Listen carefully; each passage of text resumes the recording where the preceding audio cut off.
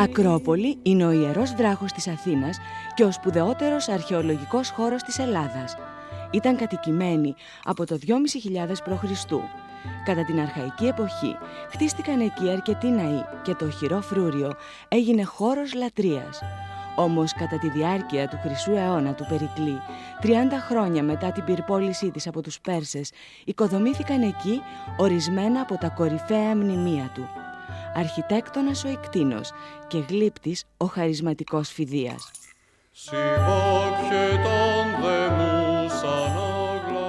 Η Αθηνά φιλονίκησε κάποτε με το θεό της θάλασσας τον Ποσειδώνα για το ποιος θα πάρει υπό την προστασία του την Αθήνα, που λεγόταν τότε και Κροπία, από το όνομα ενός αυτόχθονα βασιλιά της. Τελικά αποφάσισε να την κερδίσει όποιος κατά την κρίση των άλλων θεών της προσφέρει το μεγαλύτερο δώρο. Η αναμέτρηση έγινε πάνω στο βράχο της Ακρόπολης. Ο Ποσειδώνας χτύπησε την τρίαινά του στο έδαφος και αμέσως ανάβλησε νερό, ενώ με μια κίνηση της Αθηνάς φύτρωσε η πρώτη ελιά του κόσμου. Χωρίς δεύτερη σκέψη, οι θεοί έδωσαν τη νίκη στην κόρη του Δία και από τότε η πόλη πήρε το όνομα Αθήνα. Ο ναός της Αθηνάς Νίκης ή της Απτέρου Νίκης, αρχιτέκτονας ο Καλλικράτης, είναι ιωνικού ρυθμού. Η ανάγλυφη ζωφόρος στο πάνω μέρος απεικόνιζε ανατολικά συνέλευση θεοτήτων και στις άλλες πλευρές διάφορες μάχες. Σώζεται σχεδόν ολόκληρη και βρίσκεται στο Βρετανικό Μουσείο.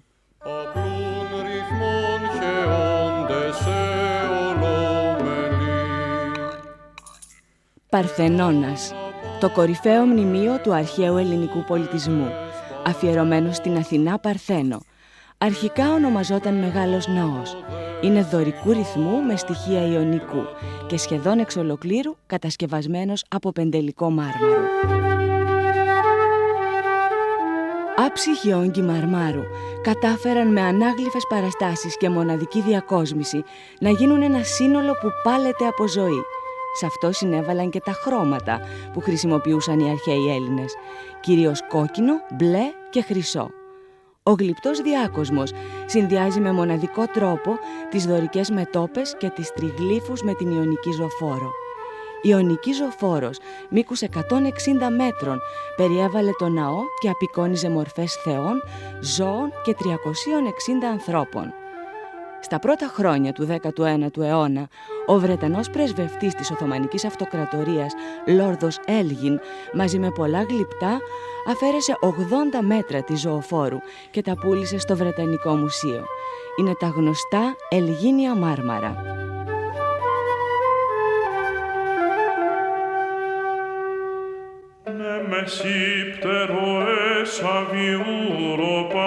Κι ανώπιθεα θυγατέρδικας, ακούφα φριάγματα θνάτων, επεχής αδαμάντι χαρίνο, εχθούσα διβλήνο λοάνδροτον, μελανάφθον μέκλωσεν. Το Ερέχθιο, στα βόρεια του Παρθενώνα, χτίστηκε γύρω στα 420 π.Χ. και αφιερώθηκε στη λατρεία της Αθηνάς και του Ποσειδώνα. Οφείλει το όνομά του στον μυθικό βασιλιά Ερεχθέα. Η ιερή ελιά, το δώρο της Αθηνάς στην πόλη, φύτρωνε δυτικά από το Ερέχθιο. Χτισμένο σε 4 διαφορετικά επίπεδα, διέθετε 4 στέγες ιωνικούς σκίονες 3 διαφορετικών διαστάσεων και σύμφωνα με μια παλιά ιωνική συνήθεια, αγάλματα κορών τα οποία χρησίμευαν ως σκίονες. Πρόκειται για τις περίφημες Καριάτιδες, που κατά την παράδοση ονομάστηκαν έτσι γιατί ήταν τόσο όμορφες όσο οι γυναίκες από την πόλη των Καριών της Λακωνίας.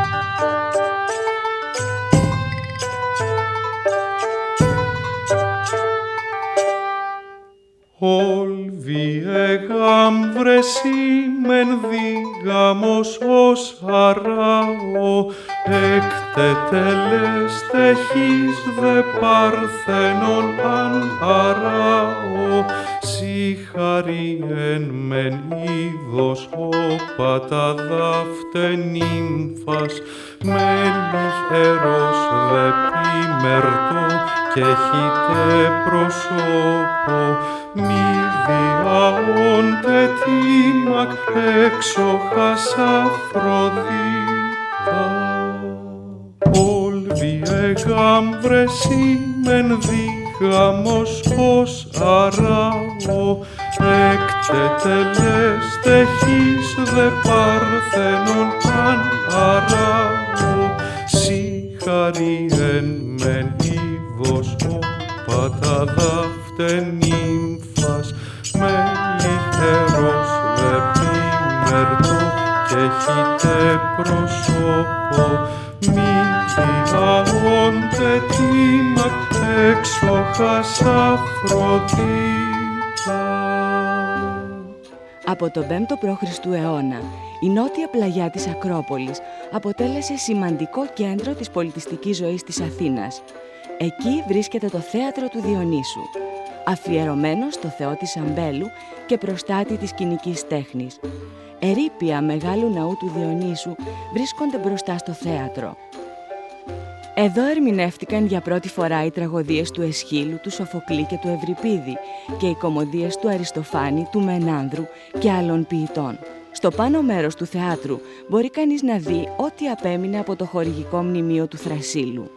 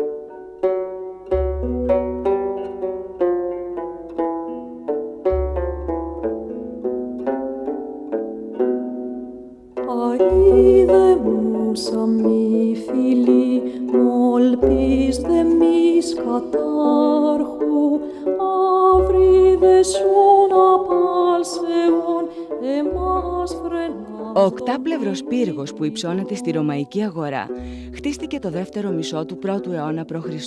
από τον αστρονόμο Ανδρώνικο Κύριστο και μέσα σε αυτόν λειτουργούσε ένα υδραυλικό ρολόι.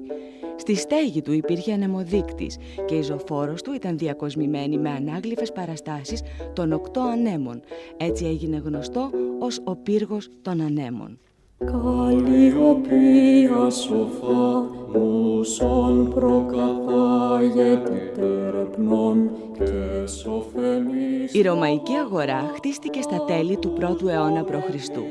Τις δύο αγορές, Ρωμαϊκή και Αρχαία, συνέδε ένας φαρδής πλακόστρωτος δρόμος που ξεκινούσε από τη βιβλιοθήκη του Παντέου και κατέληγε στη δυτική πλευρά της Ρωμαϊκής Αγοράς, στην πύλη της Αρχιγέτιδος Αθηνάς.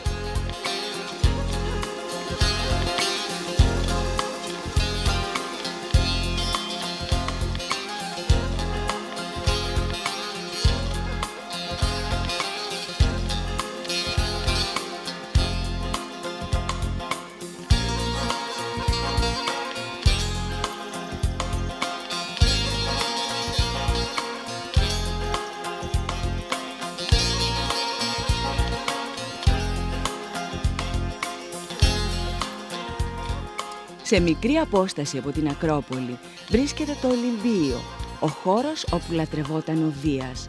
Αυτό που έχει απομείνει από τον εκθαμβωτικό ναό είναι 16 κύονες από τους 140 που υπήρχαν συνολικά για να στηρίζουν το ιερό οικοδόμημα που ήταν ανάμεσα στα μεγαλύτερα του αρχαίου κόσμου. Στο εσωτερικό του είχε ένα γιγαντιαίο χρυσελεφάντινο άγαλμα του Δία.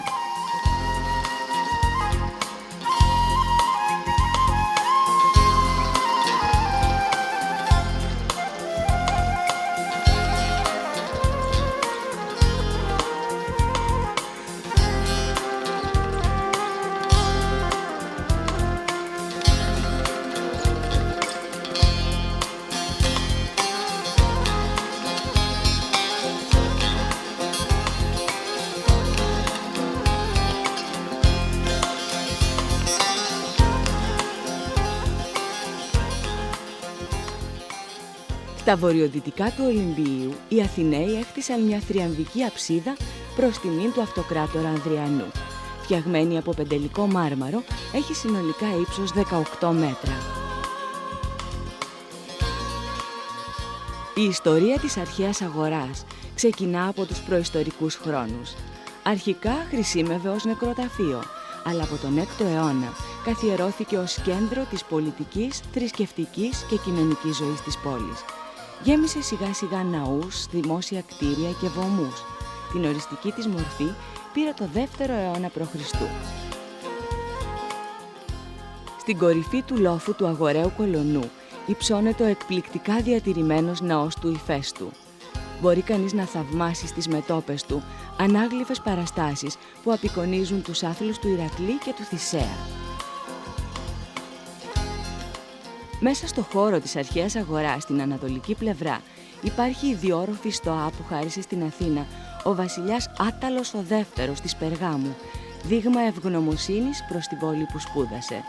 Στην αρχαιότητα λειτουργούσε ως εμπορικό κέντρο. Το αναστηλωμένο κτίριο σήμερα είναι ακριβές αντίγραφο του αρχαίου και μέσα σε αυτό μπορεί κανείς να δει ενδιαφέροντα ευρήματα από το χώρο της αρχαίας αγοράς.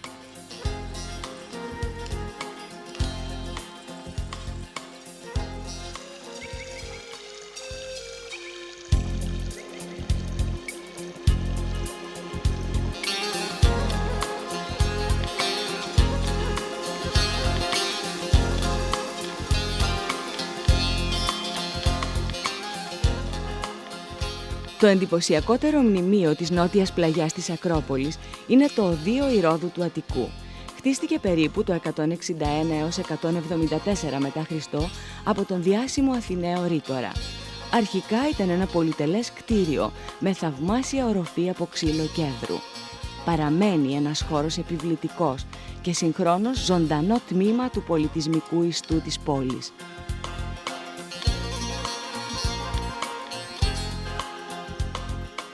Ο λόφος του Φιλοπάπου ή των Μουσών, στα νοτιοδυτικά της Ακρόπολης, ήταν γνωστός στην αρχαιότητα ως μουσείο, ίσως λόγω της ύπαρξης τεμένου των Μουσών.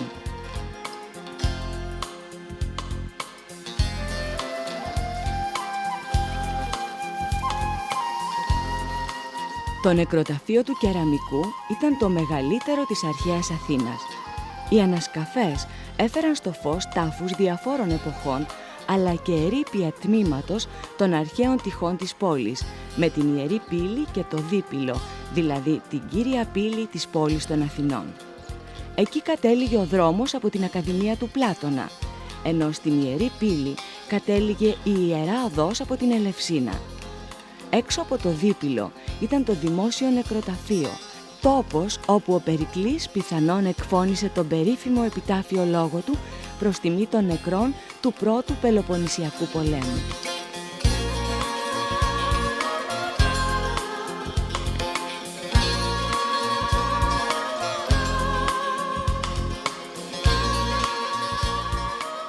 Επιτύμβια γλυπτά, αγγεία και στήλες, περίλαμπρα μνημεία όλα, αναβιώνουν τη γαλήνια και υποβλητική ατμόσφαιρα του νεκροταφείου.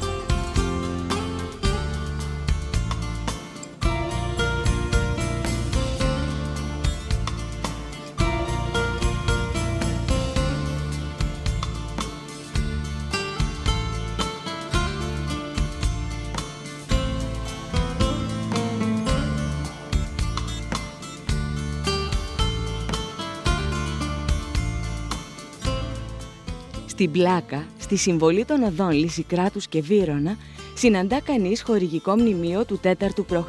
αιώνα, γνωστό ως μνημείο Λυσικράτους ή φανάρι του Διογέννη.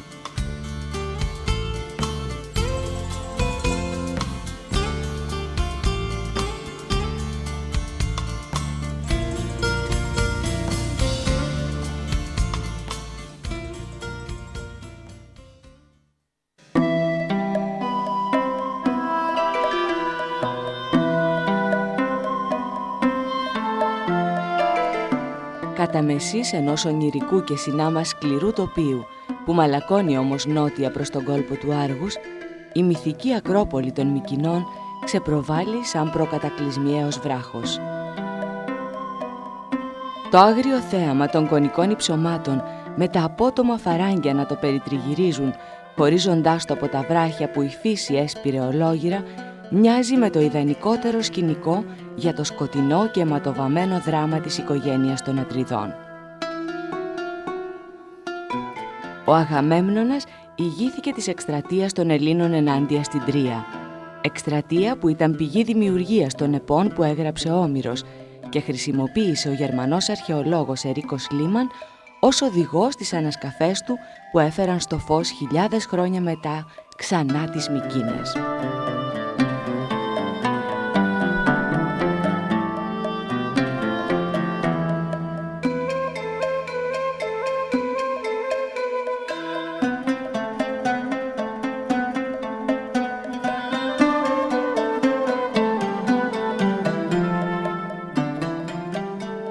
Πέρα από την πύλη των Λεόντων, θα διασχίσετε ένα πέρασμα που θα πρέπει να ήταν σκεπασμένο και να έκλεινε με μια δεύτερη πύλη που σήμερα έχει εξαφανιστεί. Δεξιά υπάρχουν οι βασιλικοί τάφοι που τους προστάτευε ένας κυκλικός περίβολος που διατηρείται ακόμη σε καλή κατάσταση. 6 τάφοι βρέθηκαν μέσα σε αυτόν που περιείχαν 19 σκελετούς και τους θησαυρούς που είχαν ταφεί μαζί τους, προσφορά στους νεκρούς.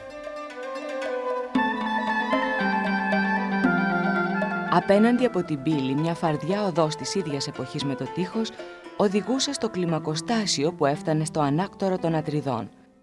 Σώζονται αρκετά ίχνη του ανακτόρου και μας δίνουν μια ιδέα σχετικά με το σχέδιο. 2 είσοδοι υπήρχαν για να μπει κανείς στο συγκρότημα του Μεγάρου.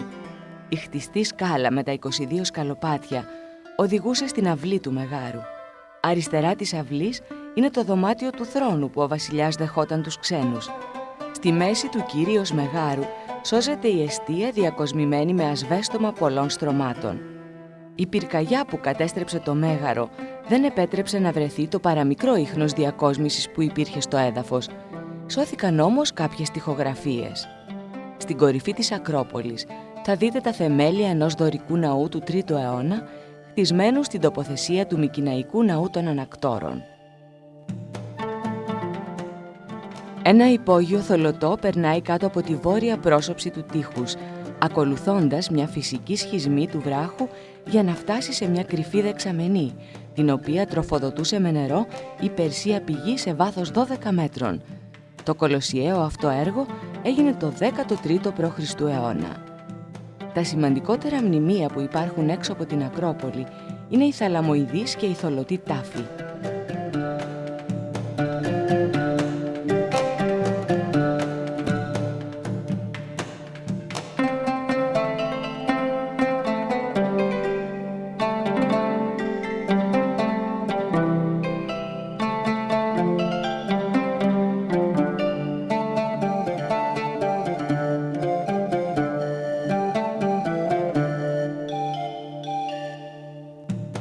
Ο θολωτός τάφος, γνωστός ως τάφος της Κλιτεμνίστρας, χτίστηκε γύρω στο 1300 π.Χ.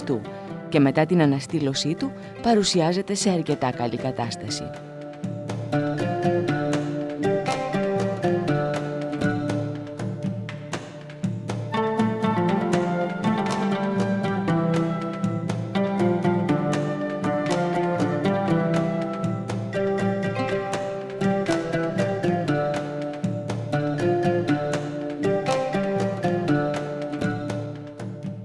«50 μέτρα μακριά από την Ακρόπολη βρίσκεται ο πολυτελέστερος Μικηναϊκός τάφος που είναι γνωστός ως θησαυρός του Ατρέως «Η τάφος του Αγαμέμνονα». Πρόκειται για ένα από τα σημαντικότερα μνημεία της εποχής του Χαλκού στην ηπειρωτική Ελλάδα. Χτίστηκε γύρω στο 1330 π.Χ. Η πρόσωψη του τάφου ήταν διακοσμημένη πλούσια και δεξιά και αριστερά από το στόμιο υπήρχε ένα ημικυόνιο από πρασινοπή πέτρα με γλυπτή διακόσμηση. Το κατόφλι της πύλης από κόκκινο σύνθυρμα βρίσκεται ακόμα στη θέση του.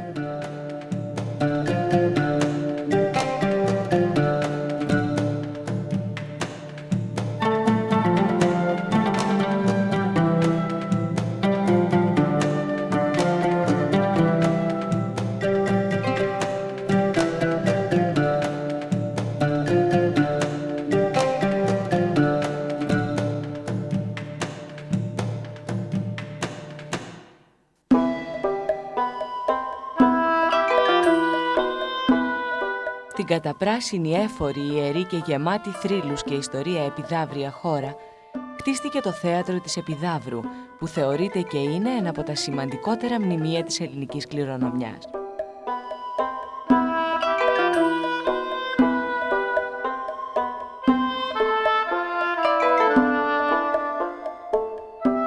Θαυμάσια ενταγμένο στο φυσικό χώρο, εντυπωσιάζει με τη μοναδικότητα της ακουστικής του, την απόλυτη συμμετρία και τις αρμονικές αναλογίες. Σύμφωνα με τον Παυσανία, χτίστηκε τον 4ο π.Χ. αιώνα από τον αρχιτέκτονα και γλύπτη Πολύκλητο τον Νεότερο. Χωρούσε 6.200 θεατές. Κατά κάποιους, στο 2ο αιώνα προσθέθηκαν άλλες 21 σειρές που αύξησαν τη χωρητικότητά του σε 12.000 θέσεις. Το δάπεδο της ορχήστρας, αντίθετα με τα άλλα αρχαία θέατρα που είναι μαρμάρινα, εδώ είναι στρωμένο με χώμα και περιβάλλεται από έναν λίθινο κυκλικό δακτύλιο. Στο μέσον της ορχήστρας υπάρχει στρογγυλή λίθινη βάση του βωμού του Διόνυσου, όπου πιθανόν να γίνονταν σπονδές πριν την παράσταση. Η είσοδος στην ορχήστρα και στα κάτω καθίσματα γίνεται μέσω των πλευρικών παρόδων. Ανάμεσα στην ορχήστρα και το κύλο υπάρχει μαρμάρινος διάδρομος που εξυπηρετεί την ακουστική.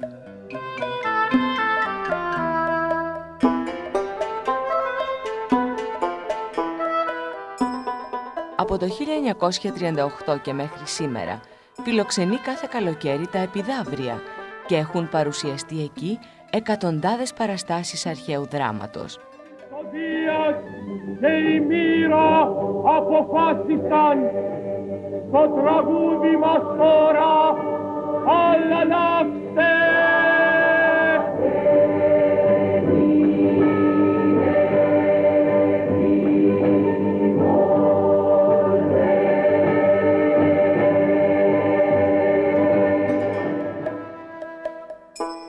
Δεν είναι τυχαίο ότι υψώνεται κοντά σε ναούς και λουτρά, όπου οι οδηπόροι πήγαιναν από μακριά για να θεραπευτούν από τα παθήματά τους, αλλά ίσως και για να βιώσουν το πάθημα της εξαφάνισης των θεών.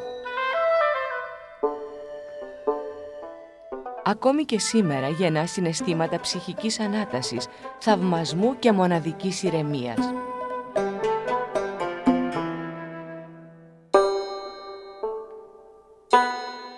Στο δρόμο που συνδέει το Άργος με τον Ναύπλιο βρίσκεται χτισμένη πάνω σε βράχο η αρχαία Ακρόπολη της Τύρινθας, μιας από τις σημαντικότερες μικηναϊκές πόλεις που συνέδεσε το όνομά της με το μυθικό κύκλο του Ηρακλή. Ο Τύρινθας, γιος του Άργους και εγγονός του Δία, σύμφωνα με τη μυθολογία, έχτισε τα απόρθητα τείχη με τη βοήθεια των Κυκλόπων. Κατοικημένη από την πρωτοελλαδική εποχή η πολιτεία της Τύρινθας γνώρισε μεγάλη ακμή μέχρι και την κάθοδο των Δωριαίων, ενώ καταστράφηκε από τους Αργίους το 460 π.Χ.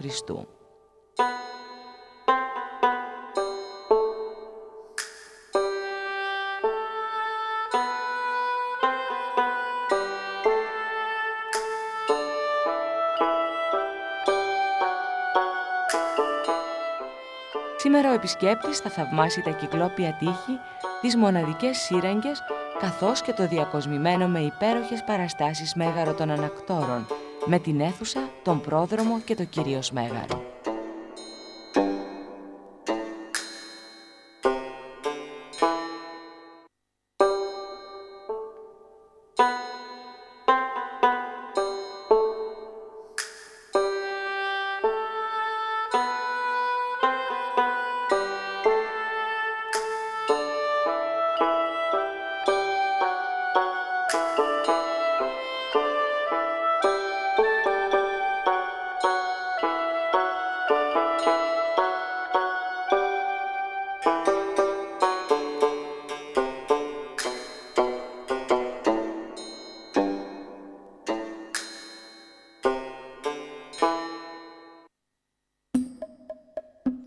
Πριν από εκατομμύρια χρόνια, η Εύβοια ήταν ενωμένη με τη στερεά Ελλάδα.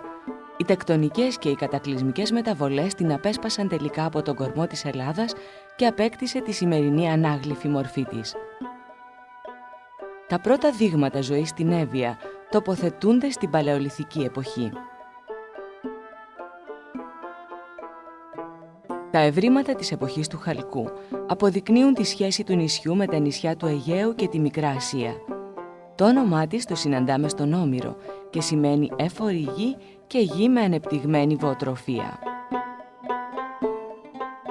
Κατά τους αρχαϊκούς χρόνους απικήθηκε από τους Ίωνες και ανέπτυξε σχέση με την Ανατολή, όπως δείχνουν τα αρχαία ταφικά ευρήματα.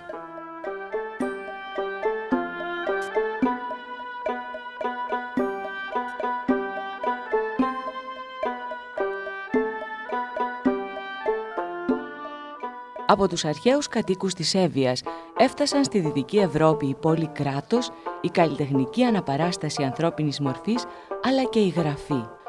Το αλφάβητο των Χαλκιδαίων υπήρξε η βάση του αρχαίου Ιταλικού αλφαβήτου που μετεξελίχθηκε στο σημερινό Λατινικό. Το Αρχαιολογικό Μουσείο της Χαλκίδας είναι πραγματικό ιστορικό θησαυροφυλάκιο. Εδώ υπάρχει πλήθος εκθεμάτων από αρχαιολογικά ευρήματα ενός λαμπρού πολιτισμού 5.000 ετών. Οι συλλογές του μουσείου περιλαμβάνουν ευρήματα από την Παλαιολιθική, Νεολιθική και Πρωτοελλαδική περίοδο.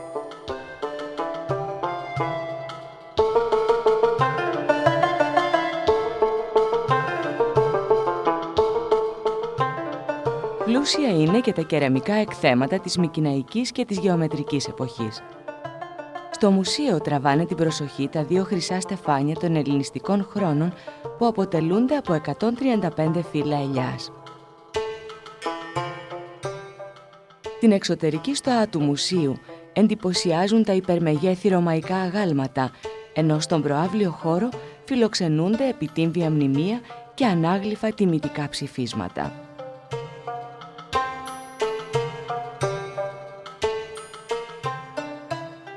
Στην κεντρική Εύβοια, στην πανάρχια πόλη της Ερέτριας, βρίσκεται ένας από τους πιο σημαντικούς αρχαιολογικούς τόπους της Ελλάδας με μακραίωνη ιστορία.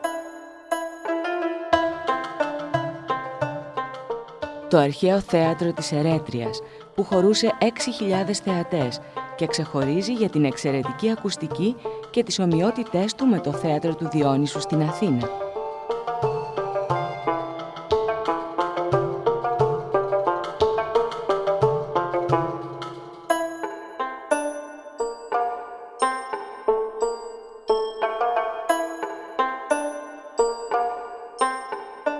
Σε μια από τις αρχαιότερες συνοικίες της πόλης βρίσκεται η περίφημη οικία των Ψηφιδωτών. Αποτελεί θαυμαστό δείγμα της τέχνης των ελληνιστικών χρόνων με θέματα από τη μυθολογία και την Ιλιάδα.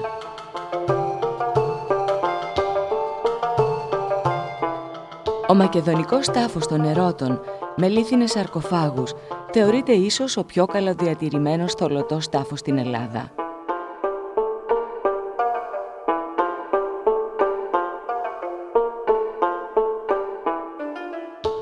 Στην ίδια περιοχή βλέπουμε και τα ερείπια του ναού του Δαφνηφόρου Απόλλωνα, που χτίστηκε τον 8ο π.Χ. αιώνα. Τμήμα από το διάκοσμο του ναού αναπαριστούσε την αρπαγή της Αμαζόνας Αντιόπης από το Θησέα. Σήμερα φιλοξενείται στο Αρχαιολογικό Μουσείο της Ερέτριας.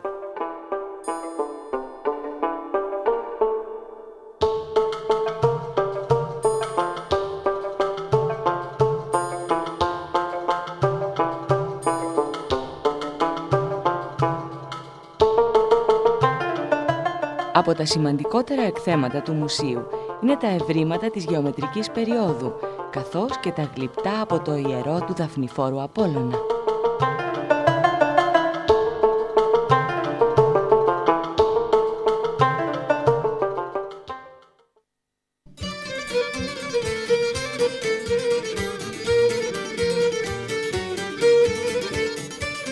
Η Κνωσσός βρίσκεται 5 χιλιόμετρα μακριά από το Ηράκλειο και είναι ο μεγαλύτερος και πιο αποκαλυπτικός μινωικός χώρος που ανακαλύφθηκε στην Κρήτη, με το κεντρικό της ανάκτορο της πολυτελής επάβλης της, τους πλακόστρωτους δρόμους της.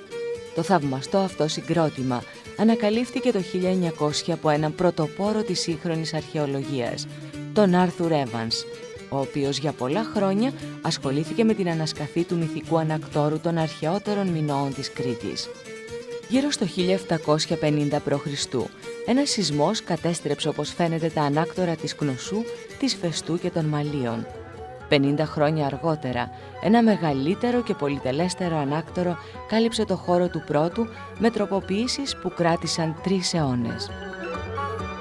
Η ιστορία της Κνωσού, όπως και όλης της Κρήτης, δεν μας είναι γνωστή γιατί δεν σώζονται γραπτά μνημεία που να έχουν αποκρυπτογραφηθεί πλήρως και κάποια άλλα καθόλου, όπως η γραμμική Α. Όσα γνωρίζουμε προέρχονται από τη μελέτη και την ερμηνεία των μνημείων που αποκάλυψαν οι ανασκαφές. Η Φεστός ήταν μια από τις αρχαιότερες πόλεις της Κρήτης. Το ανάκτορό της, χτισμένο σε ύψωμα και σε διαφορετικά επίπεδα, ενωνόταν με σκάλες. Όχι τόσο ευρύχωρο όσο της Κνωσού, αλλά με πολύ καλύτερα υλικά, χτίστηκε με περισσότερη φροντίδα και επειδή δεν έχουν γίνει πολλές αναστηλώσεις, διατηρεί την αυθεντικότητά του. Την περίοδο της ακμής της, στην Κνωσό μπορεί να ζούσαν και 100.000 άνθρωποι. Τα δεδαλώδη συγκροτήματα περιλαμβάνουν ιερά, επίσημους χώρους, τα διαμερίσματα της βασιλικής οικογένειας, καταλύματα διαφόρων αξιωματούχων, κουζίνες, τραπεζαρίες, λουτρά, αποθήκες, εργαστήρια και ευρύχωρες σκάλες. Τις διάφορες πτέρυγες του ανακτόρου, που είναι συγκεντρωμένες γύρω από μια αυλή, έχουν ανασκαφεί περισσότερα από 800 δωμάτια. Ο αριθμός τους πιστεύεται ότι υπερεύαινε τα 1300, που ήταν μοιρασμένα σε 5 ορόφους και ήταν χτισμένα με πέτρες και αμμοκονίαμα. Η τείχη ήταν περασμένη με γύψο ή στόκο και ήταν διακοσμημένη με τοιχογραφίες. Το δάπεδο ήταν στρωμένο με πλάκες και οι κύονες ήταν από ξύλο πάνω σε πέτρινη βάση.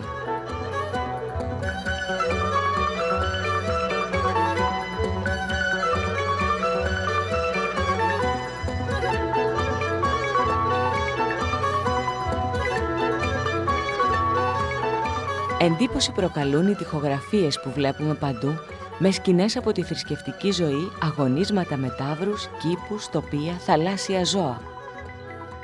Οι τοιχογραφίες βεβαιώνουν ότι στο μινωικό πολιτισμό οι γυναίκες είχαν εξέχουσα θέση. Δεν είναι τυχαίο ότι οι περισσότερες θεότητες που λάτρευαν ήταν γυναίκες.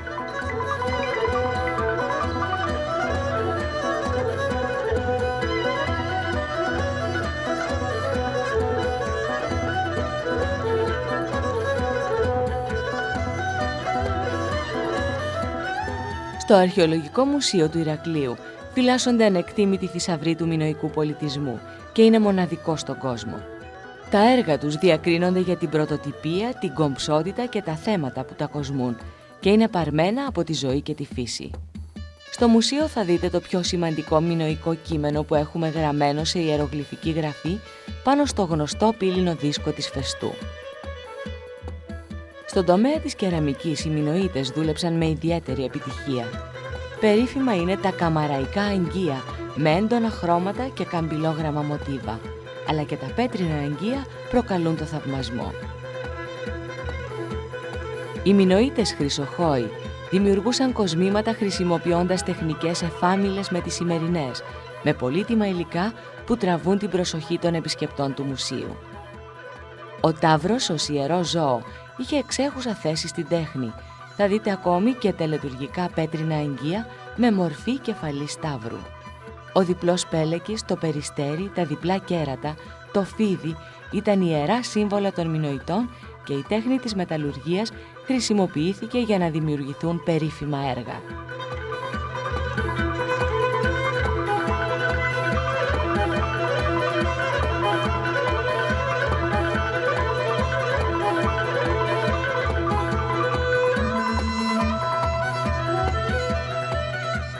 Η επίσκεψη στον αρχαιολογικό χώρο και η επίσκεψη στο Μουσείο του Ηρακλείου θα σας κάνουν να αναπνεύσετε για λίγο τον αέρα της φιλιρινικής μινωικής Κρήτης που ήκμασε 3.700 χρόνια πριν.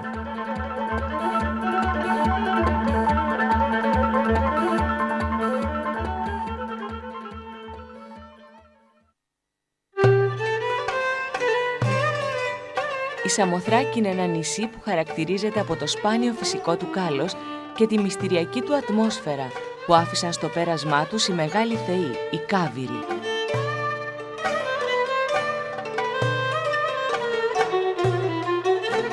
Στη βόρεια πλευρά του νησιού βρίσκεται το ιερό των μεγάλων θεών.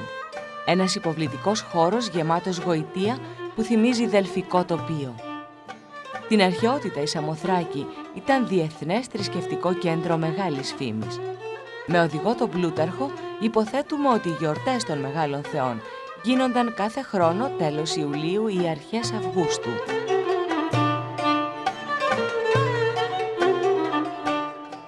Τα ιερά μυστήρια της Σαμοθράκης διατήρησαν τη λάμψη τους για 1000 χρόνια περίπου και ήταν αφορμή να επισκεφτούν το νησί πολλά ιστορικά και μυθικά πρόσωπα. 2 είναι τα θρησκευτικά συγκροτήματα που από τα αρχαϊκά χρόνια είχαν εξέχουσα θέση. Το Ανάκτορο, όπου οι εκλεκτοί δέχονταν την πρώτη μοίηση, και ο Νέος Ναός, όπου οι μύστες μπορούσαν να γίνουν επόπτες, μύστες δηλαδή δευτέρου βαθμού. Οι ανασκαφές έφεραν στο φως το 1863 ένα μοναδικό έργο, τη νίκη της Σαμοθράκης, που σήμερα κοσμεί το Μουσείο του Λούβρου. Το Αρχαιολογικό Μουσείο μπορεί κανείς να θαυμάσει ευρήματα από το Ναό των Μεγάλων Θεών, επιγραφές, γλυπτά, κεραμικά αναθήματα από τις νεκροπόλεις, πιστό αντίγραφο του αγάλματος της νίκης, καθώς και 2 γλυπτά από μάρμαρο της Θάσου του 5ου π.Χ. αιώνα, με τον τυφλό Μάντη τη Ρεσία και την Περσεφόνη ντυμένη με πέπλο.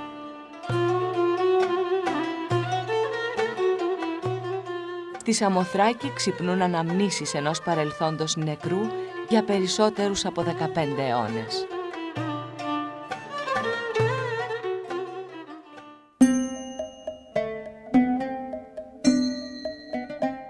Η Δήλος για τους αρχαίους Έλληνες ήταν η ιερή βάρκα εγκυροβολημένη στη μέση του Αιγαίου. Για το σημερινό επισκέπτη αντιπροσωπεύει ένα μυστήριο και ίσως το πιο ποικίλο αρχαιολογικό σύνολο της Ελλάδας.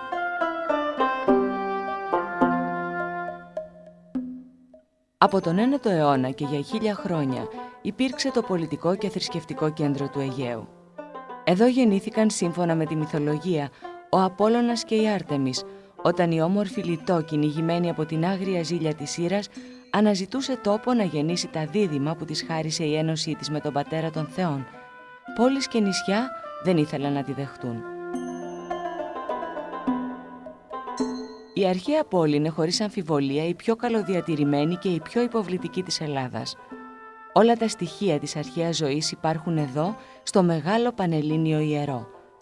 Ένα ιερό άνδρο, μια ιερή λίμνη, μια θαλάσσια και εμπορική πόλη με τα λιμάνια της, τις αποβάθρες της, τις προκυμαίες της, τα καταστήματά της, τις λέσχες των εμπόρων και τέλος μια ελληνιστική πόλη που αντέχει σε σύγκριση με την Πομπία.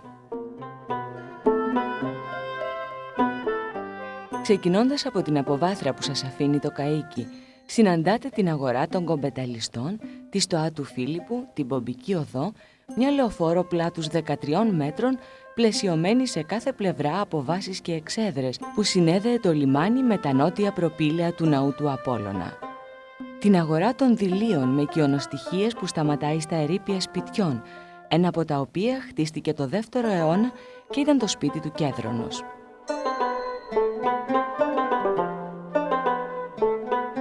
Στην άκρη της Πομπικής οδού θα φτάσετε σε ένα μνημιακό πρόπυλο, από όπου μπαίνει κανείς στο ιερό του Δήλιο Απόλλωνα, όπου κάθε άνοιξη ο Θεός ξαναγύριζε για να ζήσει εκεί αυτή την όμορφη εποχή του χρόνου. Το ιερό αναπτύχθηκε από τον 8ο ή 7ο π.Χ. αιώνα στην τοποθεσία ενός οικισμού μικηναϊκής εποχής. Μπροστά από τα προπήλαια υπάρχει το άγαλμα του Ερμή.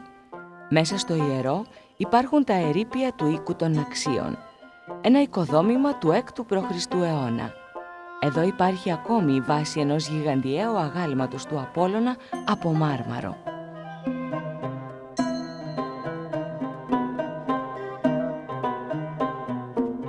Στο νησί υπήρχαν 3 ναοί του Απόλλωνα και σώζονται τα ερείπια όλων. Ο αρχαιότερος χρονολογείται στον 6ο αιώνα π.Χ. και στέγαζε το αρχαϊκό άγαλμα του Θεού.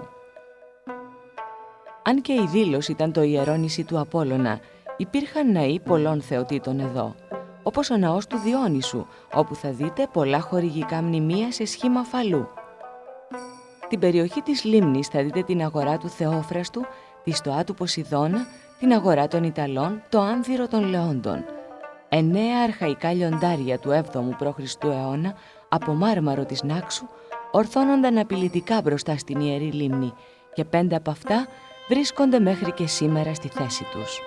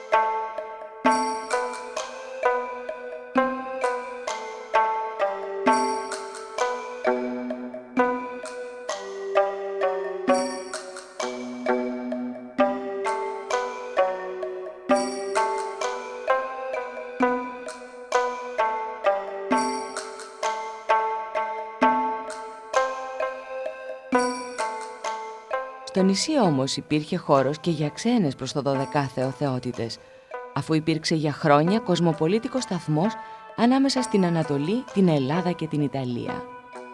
Το Σεραπείο ήταν το πιο σημαντικό από τα Αιγυπτιακά ιερά του νησιού. Σε ψηλότερο σημείο βρέθηκε η μαρμάρινη πρόσωψη του ναού της Σύσιδος, αφιέρωμα του αθηναϊκού λαού. Το άγαλμα της θεάς είναι ακόμη στημένο εκεί πάνω στο βραχώδες βάθρο του.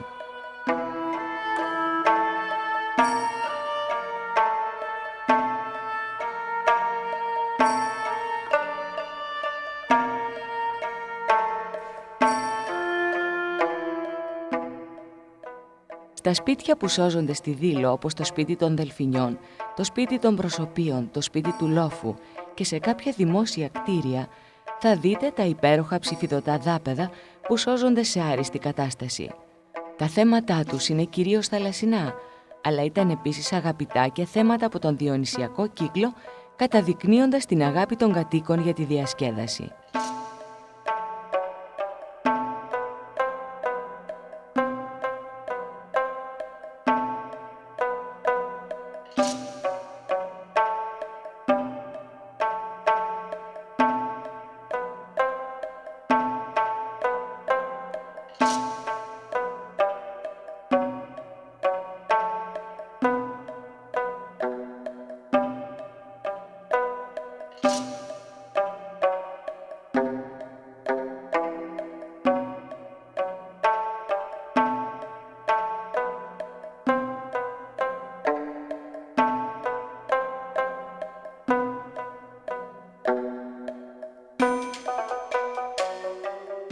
Η Δήλος αποτελεί ένα χώρο ο οποίος προσφέρει τις περισσότερες πληροφορίες για την αρχαία τέχνη, ιδιαίτερα τη γλυπτική της ελληνιστικής περίοδου. Στο Μουσείο της Δήλου υπάρχουν αντίγραφα διάσημων έργων της κλασικής εποχής, πρωτότυπες δημιουργίες των ελληνιστικών χρόνων, αγάλματα του Απόλλωνα, της Λιτούς, της Άρτεμις και άλλων θεών. Ακόμη υπάρχει μια ενότητα εκθεμάτων με έργα της λεγόμενης Αλεξανδρινής Σχολής, καθώς και σύνολο γλυπτών, μια σειρά αγαλμάτων στρατηγών και ελληνιστικών ηγεμόνων.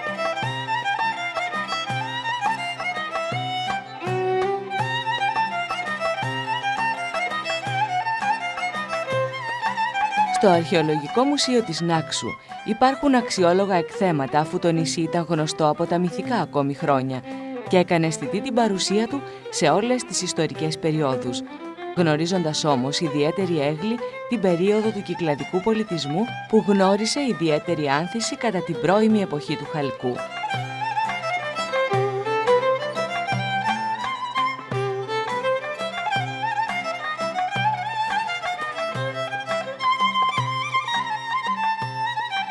Σημαντικές δημιουργίες του κυκλαδικού πολιτισμού ήταν τα πύληνα, η χάλκινα αγγεία και σκεύη, τα όπλα από πέτρα ή μέταλλο, τα εργαλεία και τα κοσμήματα.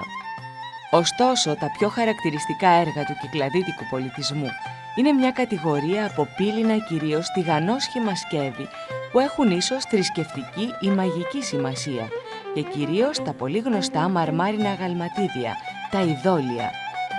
Το ύψος τους ξεκινάει από 5 εκατοστά και φτάνει το 1,5 μέτρο και παρουσιάζουν ομοιότητα με τα σύγχρονα δημιουργήματα γλυπτικής.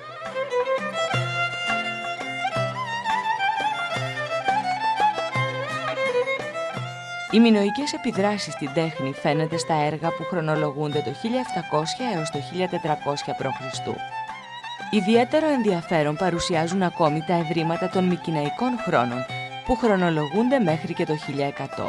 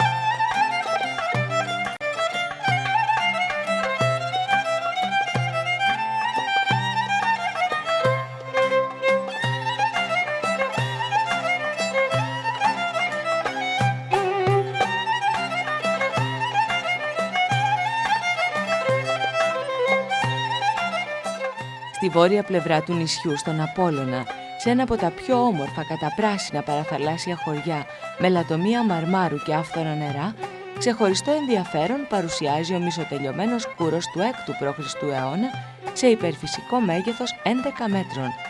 Είναι εξαπλωμένος στο έδαφος από όπου δεν αποκολλήθηκε ποτέ.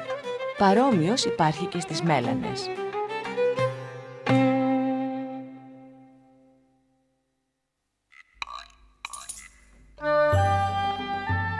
Σε μια ιδηλιακή και γαλήνια κοιλάδα, ανάμεσα στον Κρόνιο Λόφο και στη συμβολή των ποταμών Αλφιού και Κλαδαίου, αναπτύχθηκε κατά την αρχαιότητα ένα από τα πιο αξιόλογα πανελλήνια ιερά, το ιερό της Ολυμπίας. Η γαλήνια αυτή φύση ευνοούσε τις συμφιλιώσεις της ελληνικής φυλής. Στο ιερό αυτό, εκτός από θρησκευτικές τελετές, καθιερώθηκαν από πολύ παλιά και οι αγώνες, τα Ολύμπια. Με τους Ολυμπιακούς Αγώνες βρήκε την απόλυτη έκφρασή του το ιδανικό της ευγενούς άμυλας και σφυριλατήθηκε η ενότητα και η ειρήνη του ελληνικού κόσμου.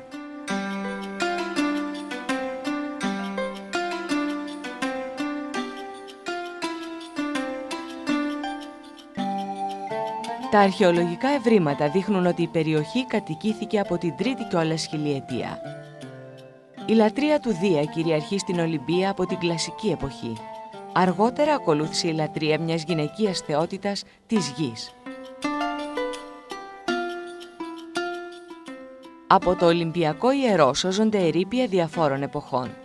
Τα κτίρια που κατά καιρούς οικοδομήθηκαν εκεί ήταν προορισμένα να εξυπηρετήσουν τη λατρεία ή τους αγώνες, γιατί στην Ολυμπία δεν υπήρχε ποτέ πόλη.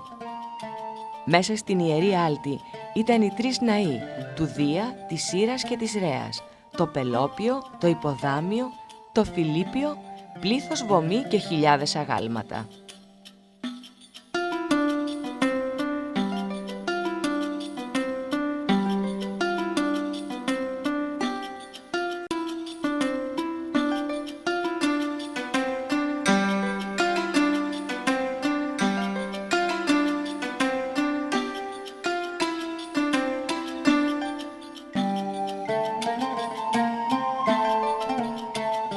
Ερείπια από το γυμνάσιο όπου προγυμνάζονταν οι αθλητές, από το πρόπυλο κορινθιακού ρυθμού με τις δύο εσωτερικές σκιονοστοιχίες, από την παλέστρα, από την πομπική οδό, την κρύπτη που αποτελούσε την επίσημη είσοδο του σταδίου, το στάδιο, την εξέδρα του Ηρώδη Αττικού, το ναό της Σύρας, από τους αρχαιότερους στην Ελλάδα, το μεγάλο βωμό του Δία και ο ναός του δίνουν ένα σύνολο επιβλητικό που σε σαγηνεύει.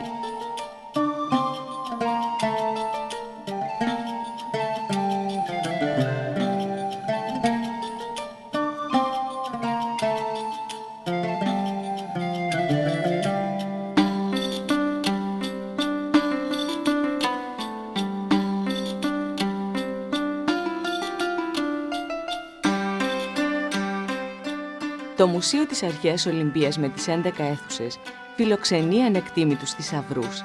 Σημαντικά ευρήματα της προϊστορικής εποχής, όπως λίθινα και πύληνα αγγεία και όστρακα, ευρήματα της αρχαϊκής εποχής με πολυάριθμα όπλα, ευχαριστήριες προσφορές πολεμιστών, περίτεχνα ειδόλια, κομμάτια από τη διακόσμηση των ναών, αντικείμενα προκλασικής εποχής, πύληνα και χάλκινα και φυσικά μαρμάρινα αγάλματα. Όπως και έργα της κλασικής εποχής και μαζί ο περίφημος Ερμής του Πραξιτέλη.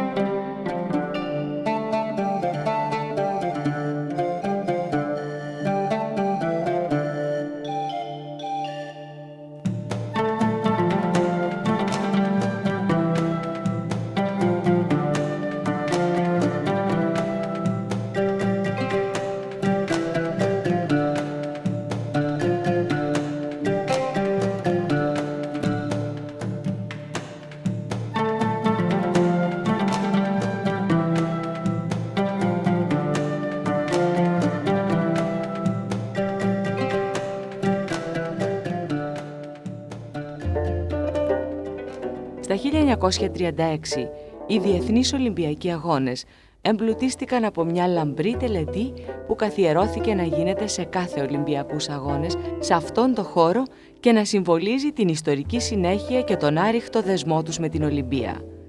Να θυμίζει τη συνύπαρξη στο ίδιο άτομο της αρετής και της δύναμης για τη δημιουργία μιας προσωπικότητας ψυχικά και σωματικά ολοκληρωμένης και μιας γενιάς ενάρετης και δυνατής.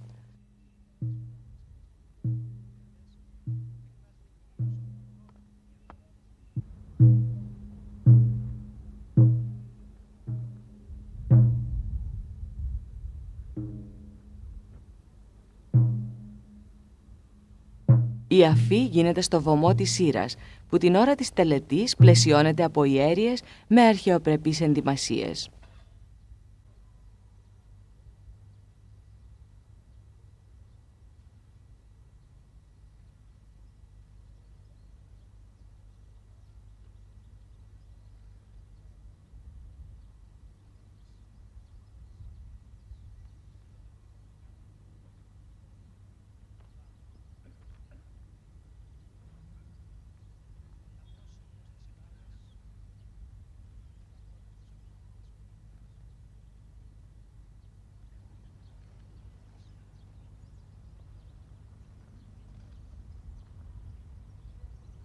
αργά σιωπή.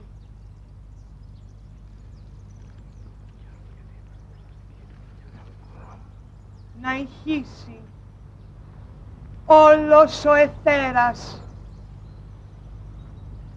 η γη, η θάλασσα και οι πνοές των ανέμων.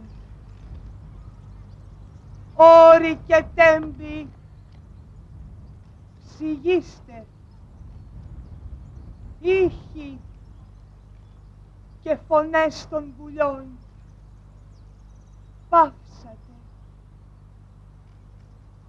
για την Έλλη να μας συντροφεύσει ο Φίβος, ο φωσφόρος βασιλεύς.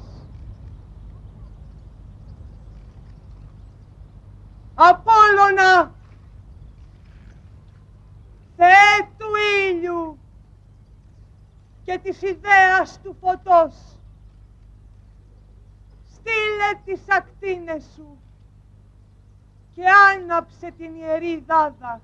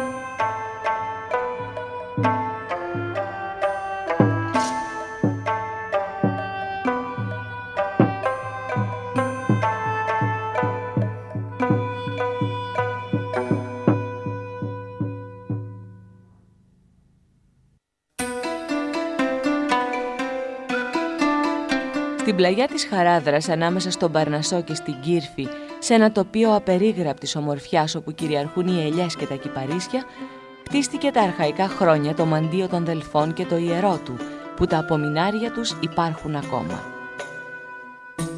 Το ιερό της Αθηνάς Προνέας από την αρχαϊκή ακόμη εποχή ήταν αφιερωμένο στη θεά και βρισκόταν στην είσοδο του ναού του Απόλλωνα. Εδώ θα δείτε την περίφημη Θόλο, ένα από τα πιο αξιόλογα αρχιτεκτονικά αξιοθέατα του δελφικού τοπίου με ασύγκριτη χάρη.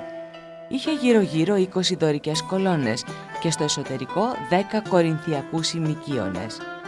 Θα διακρίνετε τους σκίονες από τα άνδυρα του ναού του Απόλλωνα. Το ιερό του Απόλλωνα είχε γύρω του ένα τείχος που τον προστάτευε. Υπήρχαν κτίρια και μνημεία, ναοί, θησαυροί, αφιερώματα. Αυτό που σώζεται σήμερα είναι τα ερείπια του ναού που μέσα του ήταν το άδυτο από όπου η Πυθία έδινε τους χρησμούς. Στο ψηλότερο σημείο του ιερού του Απόλλωνα είναι χτισμένο το θέατρο που χρονολογείται στον 4ο αιώνα. Μπορούσε να φιλοξενήσει 5.000 θεατές και βρίσκεται μέσα σε μια φυσική σκηνογραφία.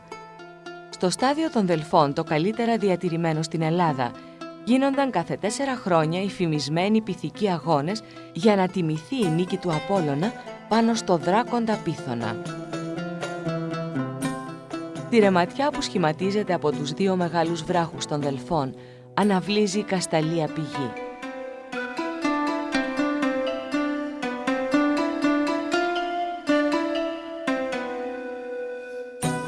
Στο Μουσείο των Δελφών, που αποτελείται από 12 αίθουσες, θα δούμε τα πιο σπουδαία γλυπτά και αντικείμενα που βρέθηκαν στο ιερό του Απόλλωνα και της Αθηνάς.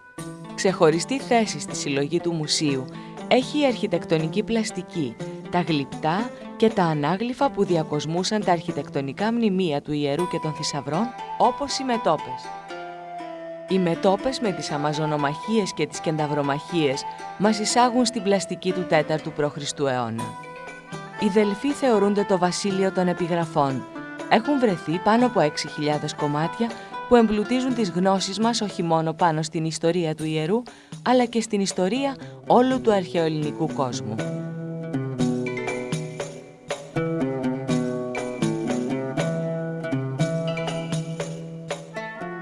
Ο Ηνίοχος είναι ένα από τα σπάνια χάλκινα αριστουργήματα, σύμβολο του μουσείου που η ομορφιά του προσελκύει επισκέπτες από όλο τον κόσμο.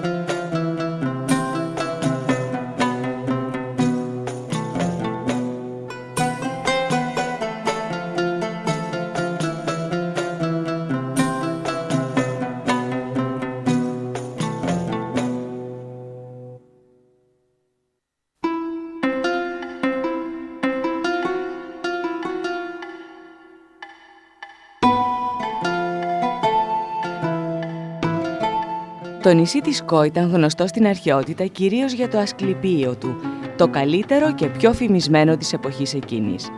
Ο αρχαιολογικός πλούτος του νησιού ήταν μεγάλος. Οι ερευνητές χώρισαν την πόλη σε 4 ζώνες για να τη μελετήσουν καλύτερα.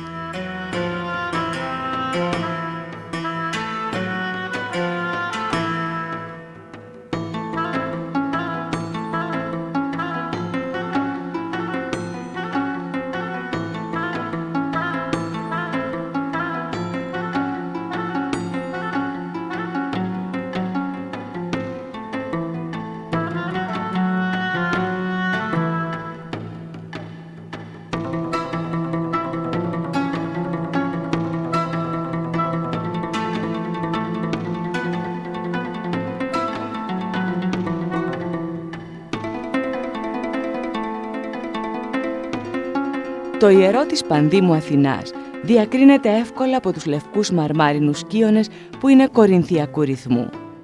Τα ερείπια της αρχαίας αγοράς με τους δύο αναστηλωμένους σκίονες απλώνονται και πέρα από τη λεωφόρο του Ιπποκράτη. Στη δυτική ζώνη των ανασκαφών υπάρχουν λείψανα της Μικηναϊκής εποχής. Το αρχαίο γυμναστήριο ονομάστηκε Ξιστό γιατί οι αθλητές του, που αλήφονταν με λάδι, έξυναν στο τέλος του αγώνα το σώμα τους για να καθαριστούν. Από αυτό σώζονται 17 κύονες από τους 81 που είχε κάποτε το γυμναστήριο. Παραπλεύρως υπήρχαν οι θέρμες, μια μεγάλη αίθουσα που στο θολωτό της που σώζεται μέχρι σήμερα ανακαλύφθηκε μοσαϊκό που διατηρείται σε πολύ καλή κατάσταση.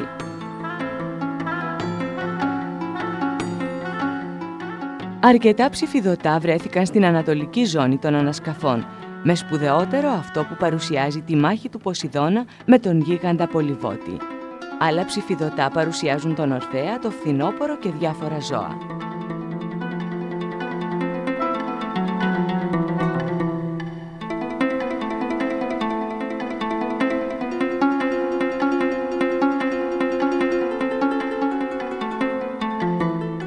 Το Νυμφαίο χτίστηκε τον 3ο π.Χ. αιώνα και ήταν δημόσιο ουρητήριο, όμως τόσο όμορφο που οι μελετητές νόμισαν στην αρχή ότι ήταν ιερό των νυμφών. Γύρω από την αυλή του σώζονται 11 κύονες και κόγχες που μάλλον φιλοξενούσαν αγάλματα. Το αρχαίο οδείο έχει 9 μαρμάρινες βαθμίδες και 18 σκαλοπάτια που χρησίμευαν για την κυκλοφορία των θεατών. Κάτω από αυτές υπήρχαν αίθουσες και σε αυτές βρέθηκαν αρχαία αγάλματα όπως του Ιπποκράτη που βρίσκεται σε ξεχωριστή θέση στο μουσείο.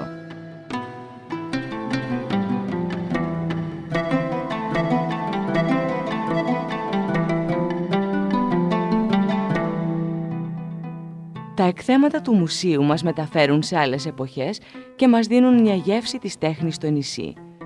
Στον προθάλαμο θα δείτε μαρμάρινες κεφαλές της Δήμητρας, της Αγριππίνας, καθώς και ανάγλυφα αλόγου και λιονταριού.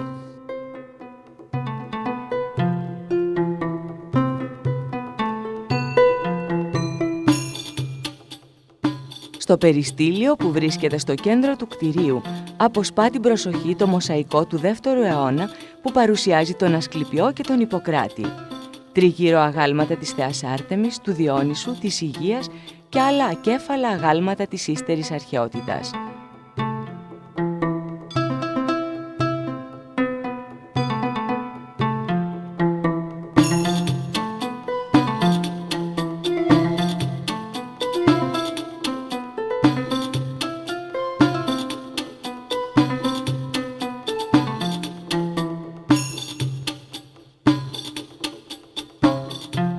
Τη δυτική αίθουσα έχει κυρίως αγάλματα ελληνιστικής εποχής.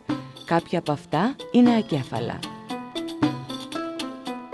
Επιτύμβια πλάκα που παριστά αθλητή που κρατά στο χέρι του το στεφάνι της νίκης και τέλος ανάγλυφα και ένα αέτομα αρχαϊκής εποχής. Στη βόρεια αίθουσα υπάρχουν γλυπτά που βρέθηκαν στο Αμανιού, στο ιερό της Δήμητρας. Την ανατολική αίθουσα τα εκθέματα είναι κυρίως ρωμαϊκής εποχής. Το Ασκληπείο της Σκο βρίσκεται σε υψόμετρο 100 μέτρων και είναι τυλιγμένο στο πράσινο άλσος που ήταν αφιερωμένο στον Απόλλωνα.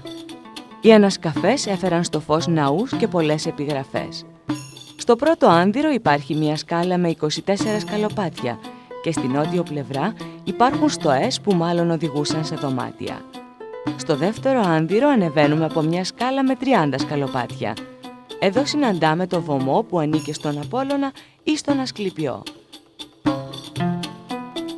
Δυτικά βλέπουμε ναό του 3ου π.Χ. αιώνα με 2 αναστηλωμένους σκίονες που ανήκει στον Ασκληπιό.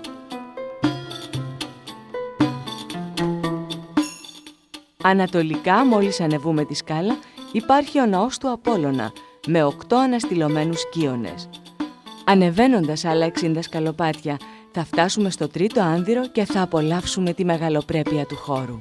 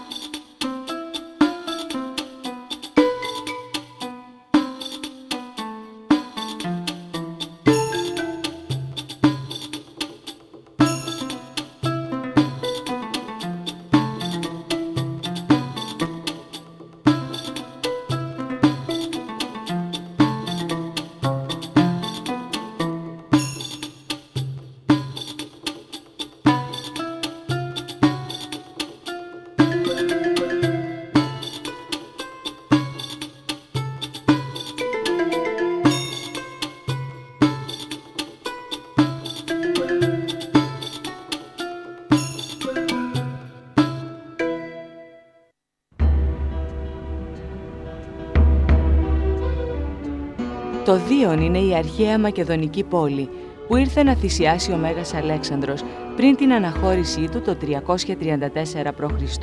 για την εκστρατεία του ενάντια στους Πέρσες. Η πόλη περιβαλλόταν με τείχο σε σχήμα πολύ κανονικό ορθογώνιο με περίμετρο 4 χιλιόμετρων. Την προσοχή του επισκέπτη τραβούν αμέσως τα υπέροχα ψηφιδωτά που υπάρχουν στο χώρο και κυρίως την έπαυλη του Διόνυσου. Το οδείο των Θερμών, το ιερό της Δήμητρας, οι πλακόστρωτοι δρόμοι που τέμνονται κατά ορθή γωνία, το ρωμαϊκό θέατρο σε μια περιοχή που σκιάζεται από ψηλά δέντρα και κατακλείζεται από νερά, η θέα προς τον Όλυμπο εδώ είναι μοναδική. Σώζεται ακόμα το μεγάλο θέατρο του Δίου, όπου το καλοκαίρι γίνονται καλλιτεχνικές παραστάσεις. Στα σπάνια χαρακτηριστικά του θεάτρου ανήκει και ο υπόγειος διάδρομος, ο οποίος ξεκινάει από το χώρο της σκηνής και καταλήγει σε στόμιο στο μέσον της ορχήστρας. Η έπαυλη του Διόνυσου είναι ένα κτηριακό συγκρότημα που ήρθε στο φως τα τελευταία 20 χρόνια κομμάτι-κομμάτι και έχει σειρά καταστημάτων, χώρους κατοικιών, μεγάλη αίθουσα συμποσίων, χώρο λατρείας, έθρια, βιβλιοθήκη και το μεγάλο λουτρό της έπαυλης. Μια ιδιομορφία της πόλης είναι ότι πολλά οικοδομήματα είναι έξω από τα τείχη. Το ιερό της Δήμητρας βρίσκεται στο μέσο των αγρών, όπως και του Ασκληπιού και του Διόνυσου. Περνώντας μια ξύλινη γέφυρα, φτάνει στο ιερό της Ίσιδας Τύχης. Το άγαλμά της βρίσκεται στην κόγχη του ναού. Το πρωτότυπο άγαλμα της θεάς κατά τις ανασκαφές βρέθηκε όρθιο πάνω στο βάθρο του. Ήταν μια γυναικεία μορφή που στο αριστερό της χέρι κρατούσε το κέρας της Αμάλθειας. Στα αριστερά του ναού της Ίσιδας βρίσκεται ο ναός της Υποολυμπιάδας Αφροδίτης. Αντίγραφο του αγάλματος της θεάς στέκει και αυτό στην κόγχη του.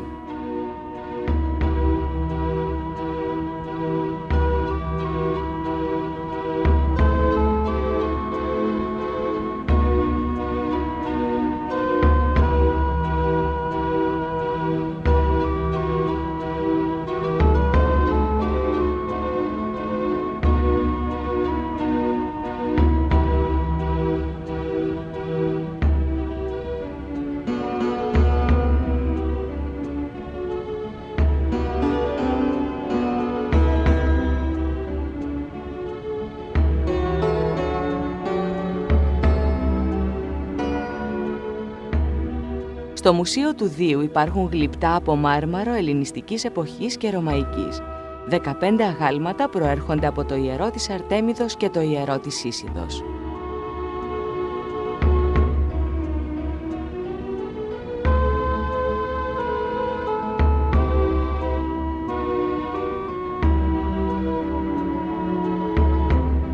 Για να γνωρίσει κανείς την αρχαία τέχνη της Μακεδονίας, πρέπει να επισκεφτεί το Μουσείο της Πέλλας.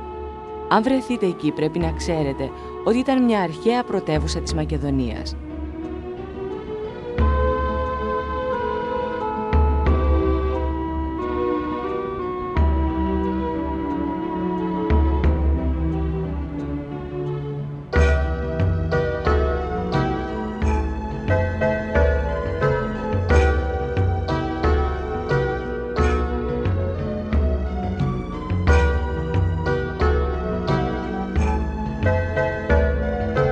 Στο μουσείο θα θαυμάσετε πύληνα αγγεία, αγαλματίδια πύληνα και χάλκινα, επιγραφές που δίνουν πληροφορίες για την ιστορία της πόλης και της γύρω περιοχής, μεταλλικά αντικείμενα καθημερινής χρήσης και φυσικά αγάλματα και πρωτομές, κυρίως της ελληνιστικής εποχής. Ανάμεσά τους ξεχωρίζουν ένας μαρμάρινος σκύλος και ένα χάλκινο αγαλματάκι του Ποσειδώνα, ελληνιστικό αντίγραφο του τύπου του Ποσειδώνα του Λατράν.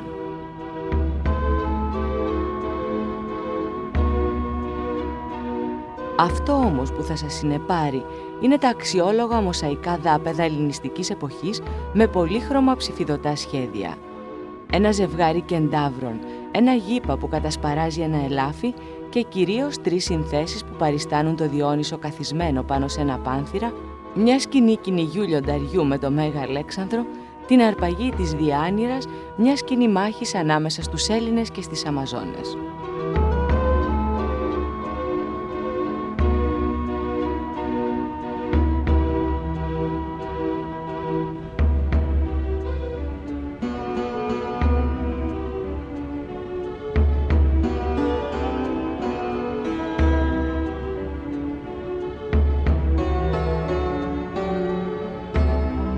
Κατά τη διάρκεια της κλασικής εποχής το όνομα της Πέλας αναφέρεται από τον Ηρόδοτο και τον Θουκυδίδη.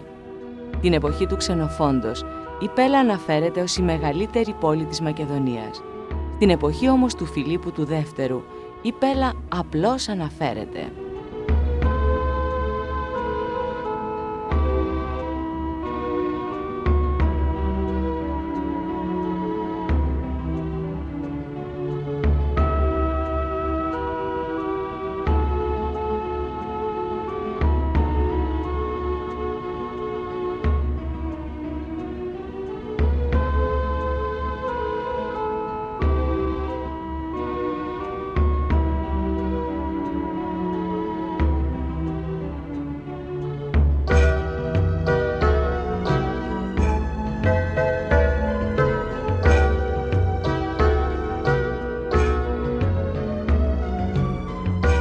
Το ανάκτορο της Παλατίτσας χτίστηκε στην ελληνιστική περίοδο ίσως επί βασιλείας του Αντίγονου Γονατά. Μέσα σε μια αίθουσα που μπαίνουμε από ένα πολύ ωραίο μαρμάρινο κατόφλι υπάρχει παράσταση που αναπτύσσεται γύρω από ένα ρόδακα με άνθινο διάκοσμο σε κύκλο περιγραμμένο σε τετράγωνο. Στις γωνίες του τετραγώνου υπάρχουν γυναικείες μορφές. Το ανάκτορο βρίσκεται σε καταπληκτική θέση και η θέα του φτάνει μέχρι τη θάλασσα. Το παλάτι περιλαμβάνει μια τεράστια περίστηλη αυλή που γύρω του υπήρχαν στοές και δωρικοί κύονες.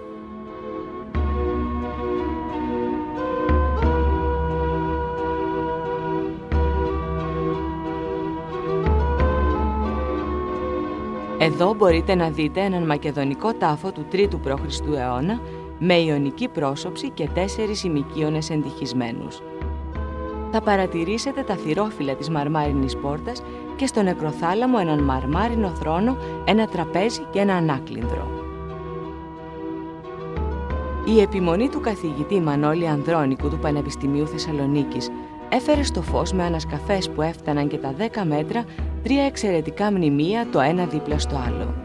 Τα κτερίσματα που βρέθηκαν εκεί μπορείτε να τα δείτε στο Μουσείο της Θεσσαλονίκης.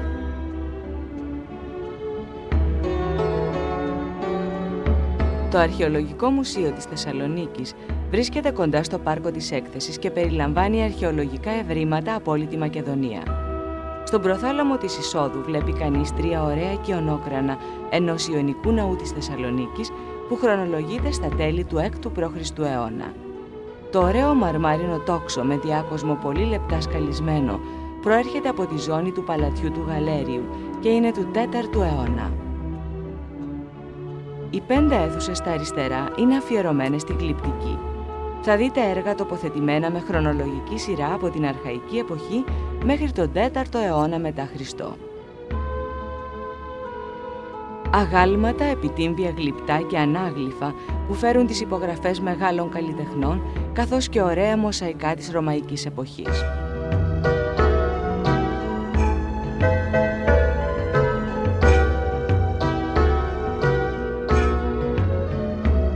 Σε άλλες αίθουσες του μουσείου μπορείτε να δείτε αγγεία προϊστορικών, αρχαϊκών και κλασικών χρόνων, κυρίως κεραμικά αλλά και σειρές κοσμημάτων και είδη που χρησιμοποιούσαν στην καθημερινή του ζωή. Ξεχωριστή θέση στο μουσείο έχουν οι θησαυροί της αρχαίας Μακεδονίας. Από τον τύμβο της Βεργίνας θα δείτε πριν απ' όλα τα εξαιρετικά ευρήματα του βασιλικού τάφου και του προθαλάμου.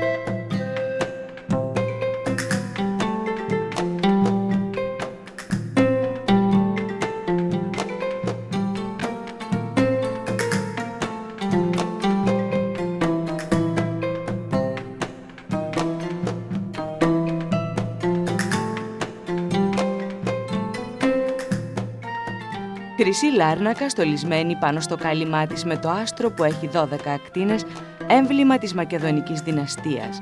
Περιείχε τα οστά της νεκρής βασίλισσας, τυλιγμένα σε χρυσοκέντητη πορφύρα, καθώς και το χρυσό διάδημα. Διάδημα χρυσό που βρέθηκε μέσα στη λάρνακα, μοναδικό για τον πλούτο και την ποικιλία της διακόσμησης. Φαρέτρα από επιχρυσωμένο ασημένιο έλασμα που περιέβαλε δερμάτινη θήκη. Πάνω σε αυτήν έκτυπες παραστάσεις από την άλωση πόλης, 3 χρυσοί κρίκοι από έλασμα, περιλέμιο χρυσό και ζεύγος οριχάλκινων επιχρυσωμένων κνημίδων. Χρυσό στεφάνι με άνθη και φύλλα μυρτιάς, χρυσή πόρπη, καθώς και χρυσά κεφάλια μέδουσας που πιθανόν στόλιζαν κάποιο εξάρτημα της στολής. Όλα αυτά βρέθηκαν στον προθάλαμο του βασιλικού τάφου και χρονολογούνται γύρω στο 350 έως 325 π.Χ. Το υλικό του κυρίως νεκρικού θαλάμου ήταν θώρακας σιδερένιος διακοσμημένος με χρυσές ταινίες και έκτυπες λεοντοκεφαλές, σιδερένιο κράνος και ξύφος με χρυσή διακόσμηση στη λαβή. Πολλά αγγεία σημαίνια εκπληκτικής ομορφιάς και τέχνης. Χρυσή λάρνακα που στηρίζεται σε 4 λεοντοπόδερα και περιείχε τα οστά του νεκρού βασιλιά και το χρυσό στεφάνι του.